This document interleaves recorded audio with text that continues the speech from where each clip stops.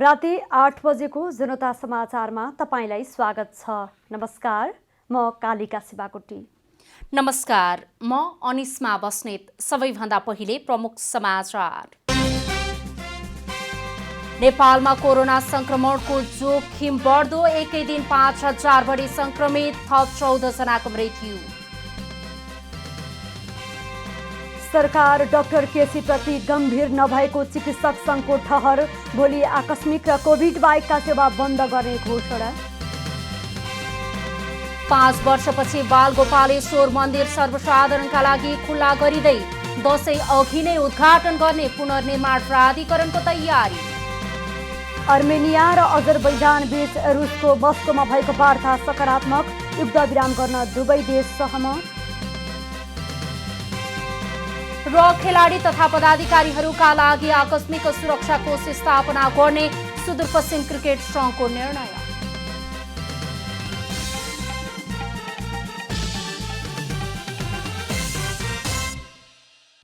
अब पूरा समाचार।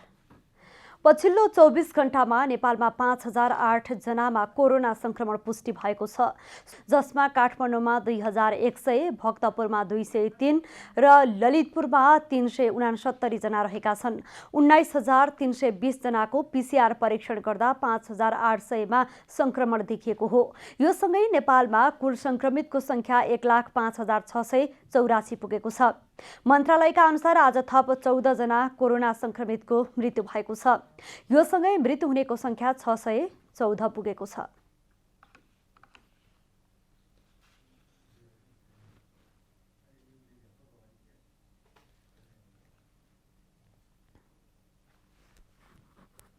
संक्रमितको संख्या गएको 24 घण्टामा 5008 छ। आज काठमाडौँ उपत्यका मध्ये काठमाडौँमा 2100, भक्तपुरमा 203 र ललितपुरमा 369 गरी जम्मा 2672 जना नयाँ संक्रमित रहनुभएको छ। हालसम्म 74,252 जना उपचारपछि निको भएका छन् भने सक्रिय संक्रमितको संख्या 30,818 पुगेको छ। यसैबीच स्वास्थ्य मन्त्रालयले चाडपर्वको समयमा सावधानी अपनाउन आग्रह गरेको छ। मन्त्रालयले धार्मिक कार्यक्रममा सहभागी हुँदा बढीमा 25 जना मात्रै भेला हुन पाउने बताएको छ। सतलहरू, देवी देवताका मूर्तिहरू र धेरै व्यक्तिले प्रयोग गर्ने सामग्री नछुन पनि मन्त्रालयले सुझाव दिएको छ। पैसाको कारोबार विद्युतीय माध्यमबाट गर्न पनि मन्त्रालयले आग्रह गरेको छ। धार्मिक स्थलमा हुने हरेक भेला कार्यक्रममा बढीमा 25 जना मात्रै भेला हुने व्यवस्था गर्ने, अभिवादन गर्दा भौतिक दूरी कायम गरी टाढैबाट नमस्कार वा अभिवादन गर्ने र अँगालो मार्ने वा शरीर छुने कुनै प्रकारको अभिवादन नगर्ने। सतहहरू, देवी देवताका मूर्तिहरू, धेरै व्यक्तिहरूले प्रयोगमा ल्याउन सक्ने सामग्रीहरू नछुने। मन्त्रालयले ज्वरो, खोकी वा श्वास प्रश्वासको समस्या भएका व्यक्तिहरू, 60 वर्षभन्दा बढी उमेरका व्यक्ति, 12 वर्षभन्दा कम उमेरका बालबालिकाहरू, गर्भवती तथा सुत्केरी महिलाहरू, रोग प्रतिरोधात्मक क्षमता कम भएका व्यक्तिहरूलाई भेलामा सहभागी हुन रोक लगाएको छ। ज्वरो, खोकी वा श्वास प्रश्वासको समस्या भएका व्यक्तिहरू, 60 वर्षभन्दा बढी उमेरका व्यक्तिहरू, 12 वर्ष मुनिका बालबालिकाहरू, गर्भवती तथा सुत्केरी महिलाहरू, रोग प्रतिरोधी क्षमता कम भएका व्यक्तिहरू, मधुमेह, क्यान्सर, मुटुरोग, उच्च रक्तचाप, मृगौला, कलेजो सम्बन्धी समस्या भएका, दम लगायत अन्य श्वास प्रश्वास सम्बन्धी दीर्घ रोग भएका व्यक्तिहरू, अङ्ग प्रत्यारोपण गरेका व्यक्तिहरू, शरीरमा मेडिकल उपकरणहरू राखेका व्यक्तिहरू, हालसालै सर्जरी गरेका व्यक्तिहरू, त्यसैगरी मधुमेह, क्यान्सर, मुटुरोग, उच्च रक्तचाप, मृगौला, कलेजो सम्बन्धी समस्या भएका, दम लगायत समस्या भएका व्यक्तिहरू, अङ्ग प्रत्यारोपण गरेका व्यक्तिहरू, हालसालै सर्जरी गरेका व्यक्तिहरू र पछिल्लो 15 दिनभित्र सबै प्रकारका रोगको उपचारबाट निको भएका व्यक्तिहरू उच्च जोखिममा रहेकाले घर परिवार बाहिर नजान पनि मन्त्रालयले अनुरोध गरेको छ। सरकार र अनसनरत डाक्टर गोविन्द केसीका प्रतिनिधि बीचको वार्ता अन्यलमा परेको छ। बिहिबार र शुक्रबार चलेको वार्तामा सरकार इमान्दार नबन्दा वार्ता अनिश्चिततर्फ धकेलिएको केसी पक्षको आरोप छ। अनसनरत डाक्टर गोविन्द केसीका 6 बुँदे माग सम्बोधनका लागि 2 दिनसम्म चलेको वार्ता फेरि अनिश्चित बनेको छ। बिहिबार भएको वार्ता केही बुँदामा सहमति भएको भनिए तापनि शुक्रबारको वार्तामा ती बुँदा कार्यान्वयन गर्न नसक्ने सरकारी टोलीको जवाबपछि वार्ता अनिश्चित भएको हो। सरकारले वार्ता प्रक्रियालाई लम्बाएर अनसनरत डाक्टर केसीको ज्यान लिने नियत राखेको केसी पक्षका प्रतिनिधिले आरोप समेत लगाएका छन्। उनीहरूले वार्ता गर्ने भनेर बस्ने तर जिम्मेवार व्यक्ति र मन्त्री नै भाग्ने गर्दा आशंका बढेको बताएका छन्।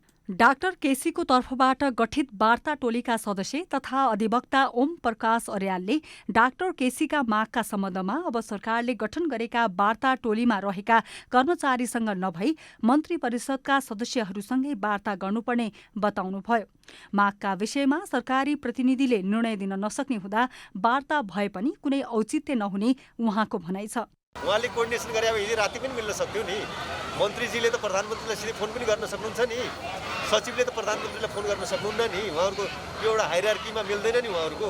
तर जो मार्फत चाहिँ फोन गर्नुपर्ने थियो, जो मार्फत प्रधानमन्त्रीसँग समन्वय गर्नुपर्ने थियो, अथवा मन्त्रीज्यूले त गिरिराजमणि पोखरेलले त आफैले गठन गरेको वार्ता समिति हो, उहाँको प्रतिनिधि नै हो वार्ता समिति त। अनि उहाँले चाहिँ स्विच अफ गरेर यस्तो गैर जिम्मेवारीपना देखाउनुहुन्छ।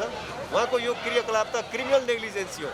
डाक्टर केसीले उठाएका मागहरू जनहितका लागि भएकाले सरकारले केसीका मागलाई सम्बोधन गर्नुपर्ने केसीका समर्थकको अडान छ। साथै डाक्टर केसीको जीवन रक्षाका लागि पनि ती माग पूरा हुनुपर्ने उनीहरूको भनाइ छ। डाक्टर केसीको मागहरू सबै समाजवादी मागहरू छन्। भनेपछि यहाँ केले रोक्यो सरकारलाई यो माग पूरा गर्नलाई, होइन? कुन चाहिँ माग नाजायज छ बताइदिनुहोस्। अनि सबैजनाले भनिरहनु भएको छ नि, यहाँ कुनै पनि नाजायज माग छ भनेदेखि डाक्टर केसीलाई हामी सजाय आफै दिउँला भनिरहेछौँ नि, होइन? तर म साधारण जनताको हिसाबले डाक्टर केसीले जे बोल्नुभयो त्यो मेरो पनि आत्माको आवाज हो, दूरदराजका विभिन्न नेपालीहरूको आत्माको आवाज हो। विगत 27 दिनदेखि 6 बुँदे माग राख्दै त्रिवी शिक्षण अस्पतालमा अनसनरत डाक्टर केसीको स्वास्थ्य अवस्था नाजुक भएको उपचारमा संलग्न चिकित्सकहरूले बताएका छन्। केसीलाई आइसियुमै राखेर उपचार गर्नुपर्ने अवस्था आउँदा पनि केसीकै अडानका कारण उपचारमा समस्या समेत भइरहेको छ। वार्ताका लागि सरकारी प्रतिनिधिहरूले पनि यस विषयमा आफूहरूले केही भन्न नसक्ने प्रतिक्रिया दिएका छन्। क्यामेरामा कुमार मानन्दरका साथ कमला हमाल, काठमाडौँ। यसैबीच सरकारी वार्ता टोलीले डाक्टर गोविन्द केसीका माग कार्यान्वयनको चरणमा रहेको भन्दै अनसन अन्त्य गर्न आग्रह गरेको छ। सहमति प्रयास असफल भएपछि शिक्षा सचिव गोपी मैनाली नेतृत्वको सरकारी वार्ता टोलीले वक्तव्य जारी गर्दै धारणा सार्वजनिक गरेको हो। असोज 22 र 23 गते भएको वार्तामा सरकारले आफ्नो तर्फबाट डाक्टर केसीले उठाएका मागबारे स्पष्ट पारिसकेको पनि विज्ञप्तिमा उल्लेख गरिएको छ। चिकित्सा शिक्षाको नियमनका लागि राष्ट्रिय चिकित्सा ऐन 2075 तथा राष्ट्रिय चिकित्सा शिक्षा नियमावली 2077 जारी भइसकेको र सो बमोजिम चिकित्सा शिक्षा आयोग गठन भइसकेको पनि विज्ञप्तिमा उल्लेख गरिएको छ। एकीकृत प्रवेश परीक्षा सीट निर्धारण, एकीकृत शैक्षिक सत्र, गुणस्तर प्रत्यायन बोर्ड गठन, नेशनल मेडिकल स्पेशालिटिज बोर्ड गठन, सरकारी शिक्षण संस्थामा 75% छात्रवृत्ति लगायतका नियमन सम्बन्धी व्यवस्था कार्यान्वयनमा आइसकेको विज्ञप्तिमा उल्लेख गरिएको छ। यता नेपाल चिकित्सक संघले भोलि देशभरका स्वास्थ्य संस्था तथा अस्पतालमा आकस्मिक र कोरोना बाहेकका सम्पूर्ण सेवा बहिष्कार गर्ने घोषणा गरेको छ। 27 दिनदेखि आमरण अनसनरत डाक्टर गोविन्द केसीको जीवन रक्षाका निमित्त सरकार गम्भीर नभएको र वार्तालाई सीमित गराएको भन्दै संघले भोलि आकस्मिक र कोरोना बाहेकका सम्पूर्ण सेवा बहिष्कार गर्ने निर्णय गरेको हो। संघको आज भर्चुअल माध्यमबाट बसेको केन्द्रीय कार्य समिति बैठकले भोलि केसीको अनसन अन्त्य नभए कडा आन्दोलनका कार्यक्रम गर्ने चेतावनी समेत दिएको छ।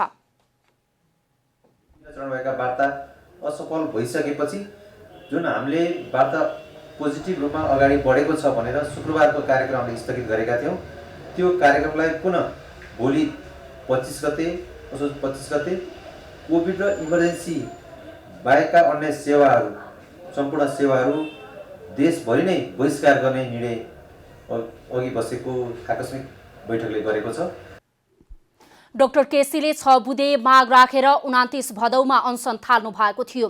संघले भोलिका लागि घोषणा गरेको आन्दोलनको कार्यक्रमलाई संघका सम्पूर्ण शाखा कार्यालयहरू, नेपालभरिका सम्पूर्ण स्वास्थ्य संस्था, चिकित्सक तथा स्वास्थ्य कर्मीहरूले कार्यान्वयन गर्ने र त्यसबाट उत्पन्न हुने जुनसुकै परिस्थितिको जिम्मेवारी नेपाल सरकारले लिनुपर्ने समेत बताएको छ। प्रधानमन्त्री एवं नेपाल कम्युनिस्ट पार्टी नेकपाका अध्यक्ष केपी शर्मा ओली र नेकपाका अर्का अध्यक्ष पुष्पकमल दाहाल बीचको आजको छलफल पनि बिना निष्कर्ष सकिएको छ। मन्त्रीमण्डल पुनर्गठन, संवैधानिक तथा राजनीतिक नियुक्ति र पार्टी एकताका बाँकी काम टुङ्ग्याउने विषयमा दुई अध्यक्ष बीच करिब 3 घण्टा छलफल भए पनि निष्कर्ष निस्किन सकेन। आजको छलफल पार्टीका सांगठनिक एकीकरणका बाँकी काम टुङ्ग्याउने विषयमा केन्द्रित भए पनि कुनै सहमति हुन नसकेको अध्यक्ष दाहालको सचिवालयले जानकारी दिएको छ। मन्त्री परिषद पुनर्गठनका विषयमा प्रधानमन्त्री ओली र दाहाल गत भदौ 26मा बसेको स्थायी कमिटिको बैठकपछि निरन्तर छलफलमा हुनुहुन्छ। लगातार छलफल भए पनि मन्त्री परिषद पुनर्गठन, संवैधानिक तथा राजनीतिक नियुक्ति र पार्टी एकीकरणका बाँकी काम सक्ने विषयमा सहमति जुट्न सकिरहेको छैन। दुई अध्यक्षबीच विवादित एजेन्डाहरूमा सहमति हुन नसके पनि छलफललाई भने जारी राख्ने सहमति भएको छ। प्रमुख प्रतिपक्षी दल नेपाली कांग्रेसको केन्द्रीय कार्य समितिको बैठक फेरि स्थगित भएको छ। पार्टीका पूर्व कोषाध्यक्ष रामबाबु परसाईको कोरोनाका कारण शुक्रबार निधन भएपछि आइतबारका लागि बोलाइएको बैठक स्थगित भएको हो। पार्टी केन्द्रीय कार्यालयका मुख्य सचिव कृष्ण प्रसाद पौडेलले आज विज्ञप्ति जारी गर्दै आइतबारका लागि बोलाइएको बैठक स्थगित भएको जानकारी दिनुभएको हो। यसअघि 19 गतेका लागि बोलाइएको बैठक 7 जना केन्द्रीय सदस्यलाई कोरोना संक्रमण देखिएसँगै 25 गतेका लागि सारिएको थियो। अर्को बैठक कहिले बोलाउने भन्ने कुराको टुङ्गो लागेको छैन। दशैं आइसकेकाले अब अर्को बैठक कहिले राख्ने भन्ने विषयमा पार्टीमा छलफल गरेर तय गरिने मुख्य सचिव पौडेलले बताउनुभयो। कांग्रेसले 14औं महाधिवेशन सार्ने विषयमा छलफल गर्न बैठक बोलाएको थियो। यद्यपि सभापति शेरबहादुर देउवा इतरका नेताहरू भने तोकिएको समयमै महाधिवेशन हुनुपर्ने पक्षमा छन्।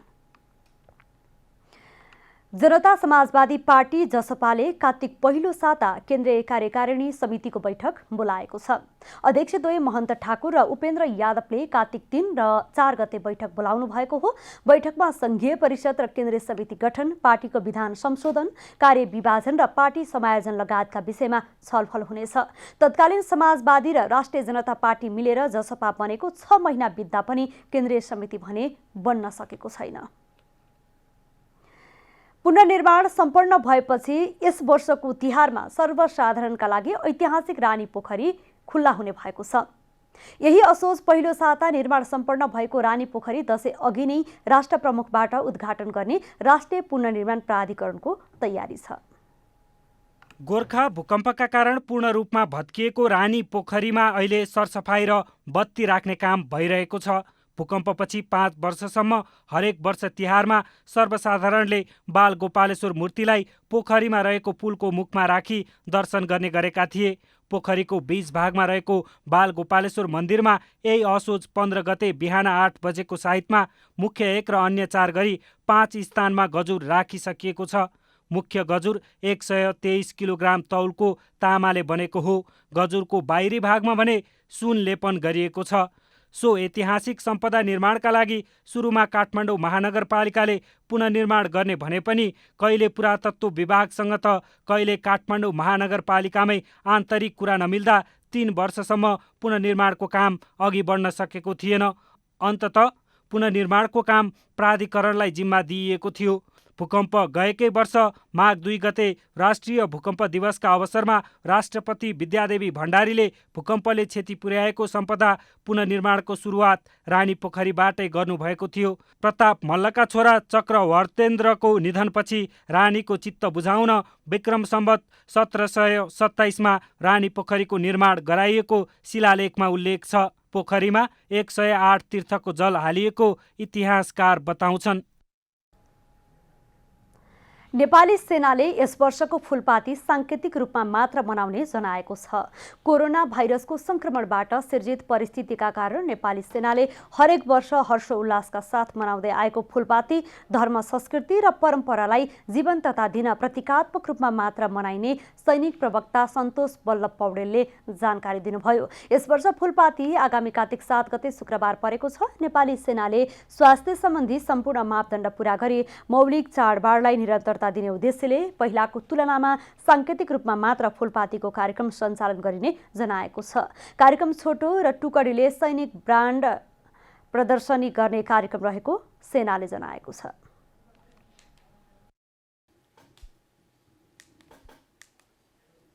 नेपालीहरूको महान पर्व बडा दशैं आउन अब 2 साता बाँकी छ। एक सातापछि घटस्थापना सुरु हुन्छ। विगतमा दशैं नजिकैसँगै घर जानेहरूको चहल पहल बढी हुन्थ्यो। बस पार्कमा टिकट बुकिङ गर्न लामो लाइन बस्नु पर्थ्यो। तर यस वर्ष कोरोना संक्रमणका कारण देशभरका बस पार्क सुनसान छन्। यात्रु नभएपछि धनगढी बस पार्क पनि सुनसान छ। कोरोना भाइरसको महामारीका कारण यस वर्ष दशैंका लागि आफ्नो घर जाने यात्रुहरू निकै कम छन्। विगतमा दशैं सुरु नहुँदै कैलालीको धनगढी बस पार्कमा चहल पहल सुरु भइसक्थ्यो। तर यस वर्ष कोरोना संक्रमणको जोखिमका कारण बस पार्क क्षेत्र सुनसान छ। यात्रा गर्नेहरू दशैंका लागि भन्दा पनि काम विशेषले मात्रै यात्रा गर्नु परेको बताउँछन्। यसपालि अलि कोरोनाले गाह्रै छ सर। अब सामाजिक दूरी अब कायम गर्नुपर्ने हुन्छ। कोरोनाले चाहिँ अलि त्यो बेला चाहिँ भिडभाड हुन्छ दशैंको बेला। बस व्यवसायी सङ्घहरूले नै यात्रुहरू पाउन गाह्रो छ र मान्छेहरू एक कस्तो छ भने चाहिँ मनमा कोभिड लागेर बसमा गयो भने भिड हुन्छ होइन। एक अर्कामा बोल्नेदेखि लिएर फलाममा टच हुनेदेखि लिएर सबै कुराहरू अन्य कुराहरू हुन्छ। त्यही कारणले गर्दा नि यात्रुहरू अहिले जान पनि मानिरहेको छैनन् होइन। धनगढी बस पार्क व्यवस्थापनले यात्रुहरूको चाप नभएको भन्दै दशैं लक्षित टिकट बुकिङ पनि नखुल्ने भएको छ। अघिल्लो वर्षहरूमा दशैं सुरु हुनुभन्दा करिब 1 महिना अघिदेखि नै टिकट बुकिङ खुला भइसक्थ्यो। तर यस वर्ष यात्रु नै नभएका कारण अग्रिम टिकट बुकिङ खुल्न नसकेको धनगढी बस पार्कका कार्यालय प्रमुख देवीलाल जोशी बताउनुहुन्छ। आजभन्दा लगभग 10 दिन अगाडि नै अग्रिम टिकट हामी खोलिसकेको हुन्थ्यौँ। तर यस वर्ष चाहिँ अहिलेसम्म चाहिँ यात्रुहरूको पनि कहीँबाट चाहिँ यस्तो डिमान्ड टिकटको आएको छैन र त्यो किसिमले गर्दाखेरि अहिले चाहिँ टिकट चाहिँ खुलिएको छैन। काम विशेषले बाहेक यात्रा गर्ने यात्रु नहुँदा अहिले सञ्चालनमा आएका सवारी साधनले पनि पर्याप्त यात्रु पाउन सकेका छैनन्। दशैंको समयमा यात्रु बढ्ने अपेक्षा रहेका यातायात व्यवसायीहरू यात्रु नै नहुने स्थिति आएपछि भने निराश देखिन्छन्। विगत 3 वर्ष अघिदेखि मात्रै बाँके जिल्लामा विभिन्न 17वटा सामुदायिक वनमा वैज्ञानिक वन व्यवस्थापन कार्यक्रम लागू भएको हो। डिभिजन वन कार्यालय बाँके अन्तर्गत 57,739 हेक्टरमा वन रहेकोमा 2578 हेक्टर क्षेत्रफलमा चक्लावन वैज्ञानिक वनमा आधारित कार्ययोजना सञ्चालनमा रहेको छ। विगत 3 वर्ष अघिदेखि बाँकेका सामुदायिक वनहरूमा वैज्ञानिक वनको अवधारणा आए पनि अहिले मात्र झाडी सफा गर्नेदेखि लिएर नयाँ बिरुवाहरूको संरक्षण र वनको संरक्षणले तीव्रता पाएको छ। विगतमा साल लगायतका विभिन्न प्रजातिका बिरुवाहरूको पुनरुत्पादन एकदमै कम हुने गरेको वैज्ञानिक वन व्यवस्थापन कार्ययोजना कार्यान्वयन समितिका अध्यक्ष कृष्ण केसीले बताउनुभयो। पहिला झाडीहरू हुन्थ्यो, बुट्यानहरू हुन्थ्यो, अनावश्यक झाडीहरू बुट्यानहरू धेरै हुन्थ्यो र त्यसले गर्दा त्यो झाडी र बुट्यानले गर्दा चाहिँ साल प्रजाति लगायतका अन्य प्रजातिका बोट बिरुवाहरूको पुनरुत्पादन चाहिँ एकदमै न्यून अवस्थामा हुन्थ्यो। वैज्ञानिक वनले आउने पुस्ताका लागि वन संरक्षण गर्नुका साथै राम्रो काठको पनि उपभोग गर्न पाउने जय दुर्गा भवानी सामुदायिक वनका अध्यक्ष दीर्घबहादुर बुढाथोकीले बताउनुभयो। उपभोक्तालाई वितरण गर्दाखेरि मलाई त धोत्रो काठ फेला पर्यो, मेरो केही काठै आएन भन्ने अवस्था छ भने भोलिका दिनहरूमा यो पुनः उत्पादनका बिरुवाहरू उहाँ सानै के परिणाममा भए पनि राम्रो काठ पाउँछन् भोलिका सन्ततिहरूले। बाँके जिल्लामा वैज्ञानिक वनको अवधारणा विक्रम सम्वत 2073 सालदेखि भएको हो, जसमा सरकारद्वारा र समुदायबाट सञ्चालित सामुदायिक वनमा कार्ययोजना लागू भएको जिल्ला वन कार्यालय बाँकेका सहायक वन अधिकृत गणेश बहादुर खड्काले बताउनुभयो। वैज्ञानिक वन व्यवस्थाको अवधारणा हामीले 2073-74बाट 17वटा सामुदायिक वनमा र एउटा सरकारद्वारा व्यवस्थित वनमा यो वैज्ञानिक वन व्यवस्थापन पद्धति अनुसार कामहरू भइरहेको छ। जिल्लाभित्र रहेका स्थानीय र चक्ला मार्फत राष्ट्रिय वनको 2268 हेक्टर क्षेत्रफलमा 7वटा कम्पार्टमेन्ट र सो अन्तर्गत 8वटा सब कम्पार्टमेन्ट गरी कुल 56वटा सब कम्पार्टमेन्टमा 10 वर्षे कार्ययोजना बनाई काम भइरहेको छ। बुझ्नु पर्यो, पब्लिकले कुराहरू यो बुझ्नु पर्यो, पोलिटिसियनले यो कुराहरू बुझ्नु पर्यो, स्थानीय जनताले यो कुराहरू बुझ्नु पर्यो। यो कुराहरू बुझेर मात्र गर्न सकियो भने हामी सफल हुँदो रहेछौँ। यो टेक्निकल्ली साउन्ड छ, यो राम्रो काम गरे हो, हाम्रो राम्रो काम गर्दैमा कसले के गर्छ भन्ने मनस्थितिमा गयौँ भनेदेखि हामीलाई पनि अप्ठ्यारो पर्दो रहेछ। वन क्षेत्रको नीति 2057ले तराई र भित्री मधेसका चक्ला वनको सहभागितामूलक तरिकाले दिगो वन व्यवस्थापन गर्नुपर्ने अवधारणा अगाडि ल्याए पनि वन ऐन 2049 र वन नियमावली 2051मा सरकारद्वारा व्यवस्थित वनको कार्ययोजना तयार गरी स्वीकृत कार्ययोजना बमोजिम मात्र वन व्यवस्थापनको कार्य सञ्चालन गर्न पाउने व्यवस्था रहेको छ। बाँकेबाट रविन्द्र सिंह ठकुरीको रिपोर्ट। लमजुङको मर्स्याङ्दी गाउँपालिका 4 तारघिङ अन्तर्गत घोप्टे खोलामा बेलिभ्रिज निर्माण कार्य सम्पन्न भएको छ। बेलिभ्रिज निर्माण सम्पन्न भएसँगै 2 महिना अघिदेखि अवरुद्ध लमजुङ मनाङ सडकमा सवारी आवागमन सुरु भएको छ। 2 महिना अघि खरे खोलाले निकै गहिराईमा सडक बगाएपछि सवारी साधन ठप्प भएको सो खोलामा सडक डिभिजन कार्यालयले बेलिभ्रिज राखेको हो। घोप्टे खोला सडकमा बेलिभ्रिज राख्नको लागि क्याराभान कन्स्ट्रक्सन प्रणालीले जिम्मा लिएको थियो। घोप्टे खोलाले सडक बगाउँदा अवरुद्ध सडक सुचारू भएसँगै उत्तरी लमजुङदेखि मनाङसम्मका व्यापारी र सर्वसाधारणहरू खुसी भएका छन्। लमजुङ सदरमुकाम बेसी शहरदेखि मनाङसम्म पुग्ने मुख्य सडक निर्माण सुरु भएको 2 दशक बितिसकेको छ। हिउँदमा समेत जीर्ण सडकमा यात्रा गर्दा दुःख पाएका सर्वसाधारणले वर्षा लागेपछि झनै शास्ति पाउने गरेका छन्। अब आर्थिक समाचार।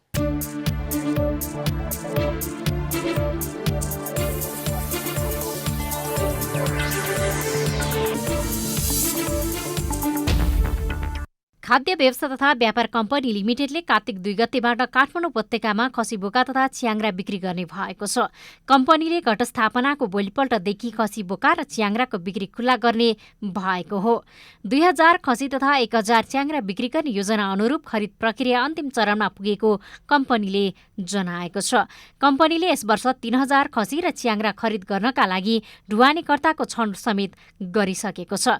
यो वर्ष दाङ र हेटौँडाबाट खसी बोका ल्याइने भएको छ भने मुस्ताङबाट च्याङ्रा ल्याइनेछ। खाद्यले खसी बोका खरिदका लागि 5,49,86,000 रुपियाँ छुट्याएको छ। गत वर्ष सोही परिमाणको खसी बोका तथा च्याङ्राका लागि 5,98,82,000 रुपियाँ छुट्याएको थियो, जसमा कम्पनीले 1400 खसी बोका र 1600 वटा च्याङ्रा ल्याएको थियो। यस्तै खाद्यले विगत वर्षहरूमा जस्तै यस वर्ष पनि चामल, दाल, तेल जस्ता खाद्य वस्तु बिक्री सुरु गरिसकेको छ। उपत्यकामा थापाथली, रामशाहपथ, नक्कु, लगनखेल र सूर्य विनायक तथा उपत्यका बाहिर 24 स्थानबाट सुपथ मूल्यमा खाद्य वस्तु बिक्री भइरहेको छ। कार्तिक 2 गतेदेखि थापाथलीबाट खसी बोका च्याङ्रा बिक्री हुनेछ। खसी बोकाको मूल्य पनि केही दिनमै सार्वजनिक गर्ने बताइएको छ। नेपालमा अण्डा उत्पादनमा कमी आएको अण्डा उत्पादक संघले जनाएको छ। दानामा भएको मूल्य वृद्धिले अण्डा उत्पादनमा 40% गिरावट आएको संघले जनाएको हो। संघका अनुसार लकडाउन अघि मुलुकभर दैनिक 50 लाख गोटा अण्डा उत्पादन हुँदै आएकोमा हाल दैनिक 30 लाख गोटा अण्डा उत्पादन हुने गरेको छ। यो कुल उत्पादनको 40% कमी हो। 3 वर्षदेखि वार्षिक 15 लाख गोटा अण्डा उत्पादन हुँदै आएकोमा लकडाउनपछि उत्पादनमा गिरावट आएको संघले जनाएको छ। देशको कुल गृहस्थ उत्पादनमा पोल्ट्री व्यवसायको योगदान करिब 4% रहेको छ। तीमध्ये अण्डाको मात्र करिब 1% योगदान रहेको छ। दानामा भएको चरको मूल्य वृद्धिले अण्डा बिक्रीबाट न्यूनतम उत्पादन खर्च समेत उठाउन नसकेको अण्डा उत्पादक कृषकको भनाइ छ। नेपालमा पोल्ट्री व्यवसायमा 4,50,000ले प्रत्यक्ष रोजगारी पाएको तथ्याङ्कमा उल्लेख छ। वाणिज्य विभागले पानीको मूल्य तोके पनि कार्यान्वयन गर्ने विषयमा भने टुङ्गो नलागेको जनाएको छ। देशभरका पानी उद्योग तथा व्यापारीले पछिल्लो समय जार र बोतलको पानीको मूल्य आफूखुसी बढाएर बिक्री गर्न थालेपछि वाणिज्य विभागले पानीको मूल्य तोकेको थियो, तर कार्यान्वयनमा भने आउन सकेको छैन। पानी उद्योगले भने वाणिज्य आपूर्ति तथा उपभोक्ता संरक्षण विभागको अनुमति लिएर वाणिज्यले तोकेको अधिकतम बिक्री मूल्यका आधारमा मूल्य बढाएको दाबी गरेको छ। यता विभागका महानिर्देशक नेत्रप्रसाद सुवेदीले मूल्य कार्यान्वयनको विषयमा विभागले कुनै पनि उद्योगीलाई स्वीकृति नदिएको बताउनु भएको छ। आफूकोसी मूल्य बढाउने उद्योगीलाई कारबाही गर्ने समेत विभागले जनाएको छ।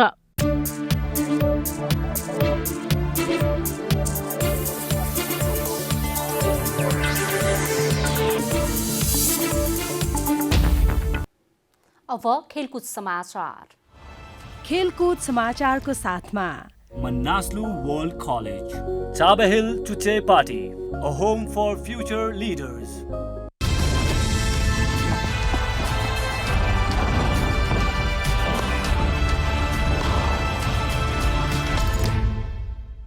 सुदूरपश्चिम प्रादेशिक क्रिकेट संघले आकस्मिक सुरक्षा कोष स्थापना गर्ने भएको छ। संघको आज बसेको बोर्ड बैठकले आकस्मिक सुरक्षा कोष स्थापना गर्ने निर्णय गरेको हो। खेलाडी र पदाधिकारीलाई आइपर्ने आकस्मिक दुर्घटना र कडा खालको रोगमा सहयोग पुर्याउने उद्देश्यले प्रादेशिक क्रिकेट संघले सुरक्षा कोषको आवश्यकता महसुस गरेको हो। कोषको स्थापनाका लागि संघले आफ्नो मातहतमा रहेका 8वटै जिल्ला क्रिकेट संघबाट 5,000 तथा प्रदेशबाट 15,000 जम्मा गर्ने निर्णय समेत गरेको छ। यस्तै बैठकले नेपाल क्रिकेट संघ क्यानबाट जिल्ला तथा प्रदेशका लागि आएको अनुदान कार्य समितिबाट स्वीकृत गराएर खर्च गर्न अनुमति दिएको छ। क्यानले यसअघि ग्रासरुट क्रिकेट विकासका लागि प्रत्येक जिल्लालाई 50,000 र प्रदेशलाई 1 लाखका दरले रकम पठाएको थियो। गत वर्ष नेपालमा सम्पन्न 13औं दक्षिण एसियाली खेलकुद सागमा पदक जितेका भारतीय खेलाडी तथा खेलकुद संघले खेल मन्त्रालयमा ज्ञापन पत्र बुझाएका छन्। भारत सरकारले घोषणा गरेको पुरस्कार रकम नपाएपछि सागमा पदक जित्ने खेलाडी सहित खेल संघहरूले त्यहाँको खेलकुद मन्त्रालयमा ज्ञापन पत्र बुझाएका हुन्। घोषणा गरेको पुरस्कार रकम उपलब्ध नगराएको भन्दै भारतका विभिन्न खेल संघ संस्थाहरूले संयुक्त रूपमा खेलकुद मन्त्रालयमा पुगेर ज्ञापन पत्र बुझाएको भारतीय सञ्चार माध्यममा उल्लेख छ। गत वर्ष नेपालमा आयोजित 13औं दक्षिण एसियाली खेलकुद सागमा भारतले सर्वाधिक 174 स्वर्ण, 93 रजत र 45 कांस्य सहित कुल 321 पदक जितेको थियो। भारत सरकारले सागमा स्वर्ण पदक विजेतालाई 1.5 लाख, रजत जित्नेलाई 1 लाख र कांस्य पदक विजेतालाई 50,000 भारतीय रुपियाँ प्रदान गर्ने बताएको थियो। UEFA नेसन्स लिग फुटबल अन्तर्गत आज विभिन्न 7 खेल हुँदैछन्। नेसन्स लिगमा तेस्रो चरणका खेल आजदेखि सुरु हुन लागेका हुन्। तेस्रो चरणको खेलमा दावेदार स्पेन, स्विजरल्यान्ड, जर्मनी, युक्रेन लगायत देशले प्रतिस्पर्धा गर्दैछन्। युरोपेली महारथी स्पेनले घरेलु मैदानमा स्विजरल्यान्डसँग खेल्नेछ। स्टाडियो अल्फ्रेडो डी स्टाफानो रङ्गशालामा हुने खेल नेपाली समयअनुसार राति 12:30 मा हुनेछ। अघिल्ला 2 खेलमा एकमा बराबरी र एकमा जित निकालेको स्पेन स्विजरल्यान्डलाई जित्दै तालिकाको शीर्ष स्थानमा उक्लिने योजनामा छ। यता नेसन्स लिगमा सोचे अनुसार खेल्न नसकेको स्विजरल्यान्ड तेस्रो चरणबाट लय समात्ने दाउमा हुनेछ। उसका अनुभवी खेलाडी जडरान साकिरी कोरोनाको संक्रमणबाट मुक्त भएर आज टिममा सामेल हुनेछन्। यसअघिका 2 खेलमा 1 अङ्क मात्र हात पारेको साकिरीको टोली खेल जित्दै 3 अङ्क हात पार्ने योजनामा हुनेछ। यस्तै शनिबार नै हुने अर्को महत्त्वपूर्ण खेलमा युक्रेन र जर्मनी पनि आम्ने सामने हुँदैछन्।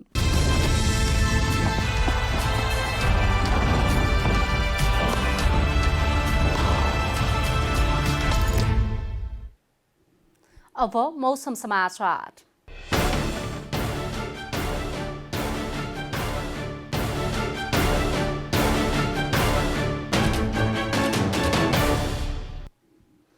आज दिउँसो प्रदेश 1, प्रदेश 2 मा मौसम आंशिक बदली र बाँकी प्रदेशहरूमा मौसम सफा रह्यो। आज राति भने देशको पहाडी भूभागहरूमा मौसम आंशिक बदली रही बाँकी भूभागको मौसम सामान्यतया सफा रहने जल तथा मौसम विज्ञान महाशाखाले जनाएको छ। अब देशभरका विभिन्न स्थानको मौसम सम्बन्धी थप विवरण।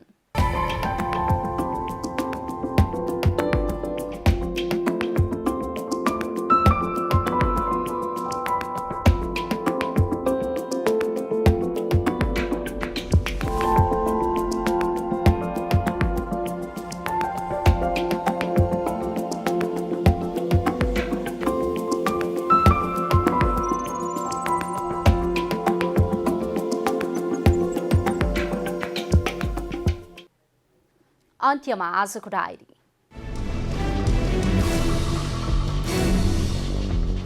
पछिल्लो 24 घण्टामा नेपालमा हालसम्मकै उच्च 5,008 जनामा कोरोना संक्रमण पुष्टि भएको छ।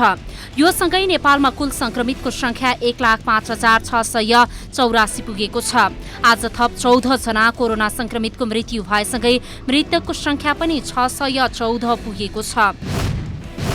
नेपाल चिकित्सक संघले भोलि देशभरका स्वास्थ्य संस्था तथा अस्पतालमा आकस्मिक र कोरोना बाहेकका सम्पूर्ण सेवा बहिष्कार गर्ने घोषणा गरेको छ। 27 दिनदेखि आमरण अनसनरत डाक्टर गोविन्द केसीको जीवन रक्षाका निमित्त सरकार गम्भीर नभएको र वार्तालाई सीमित गराएको भन्दै संघले भोलि आकस्मिक र कोरोना बाहेकका सम्पूर्ण सेवा बहिष्कार गर्ने निर्णय गरेको हो।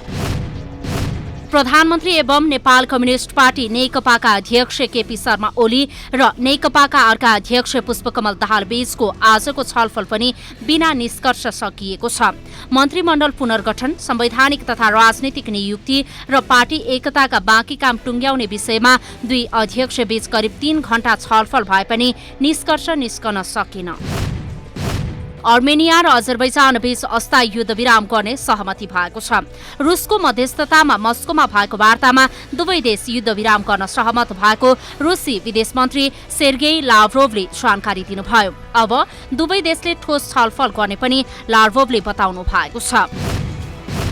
गत वर्ष नेपालमा सम्पन्न 13औं दक्षिण एसियाली खेलकुद सागमा पदक जितेका भारतीय खेलाडी तथा खेलकुद संघले खेल मन्त्रालयमा ज्ञापन पत्र बुझाएका छन्।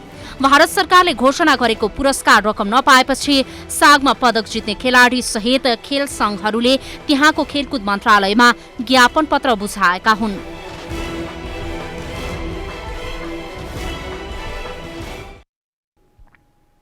जनता समाचार अहिलेलाई यति नै। जनताद्वारा जनताका लागि प्रसारित जनता टेलिभिजनका कार्यक्रमहरू युट्युब, ट्विटर, फेसबुक र हाम्रो वेबसाइट जनतासमाचार.com मा पनि पढ्न र हेर्न सक्नुहुनेछ। सूचनामा तपाईको सहभागिता, समयमा समाचार हाम्रो प्रतिबद्धता। कोरोना भाइरसको संक्रमणबाट बच्न नियमित रूपमा हात धौँ, भिडभाडबाट टाढै रहौं। नमस्कार।